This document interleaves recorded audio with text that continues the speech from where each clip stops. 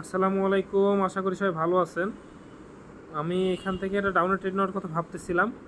কারণটা আপনাদেরকে এক্সপ্লেন করছি। যদি আমাকে মার্কেট দেয়, কি বলে, ট্রেড নেওয়ার সুযোগ দেয় উপরে এসে, তাহলে আমি ট্রেড নেব।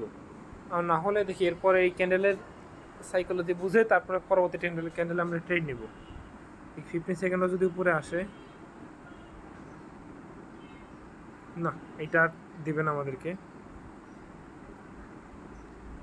আমরা পরবর্তী ক্যান্ডেলে দেখি এটা ট্রেড নিতে পারি কিনা।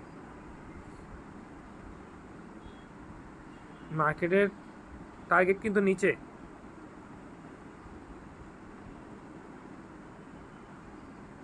নিচে আমরা $10 ট্রেড নিব, 5 করে দুইটা ট্রেড নিয়ে ফেলছি। মার্কেট টার্গেট নিচে নিচে যাবে। একটা স্ট্রং ক্যান্ডেল শো করছে, এই ক্যান্ডেলটা দিয়ে আমাদের বুঝাইলো যে এটা কন্টিনিউ করবে। সুতরাং আমরা নিচের দিকে যাইতে পারি, মানে ডাউন ট্রেড নিতে পারি। ডাউন ট্রেড নিচ্ছি, আমরা মোটামুটি শিওর যে হচ্ছে এই ট্রেডটা উইন হবে।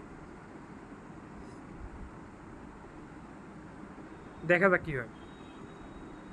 মার্কেটে তো কেউ সব কিছু জানে না, আমিও সব কিছু জানি না। উইন এবং লস মিলেই আমাদের ট্রেড। তো দেখি সর্বশেষ কী হয় রেজাল্ট।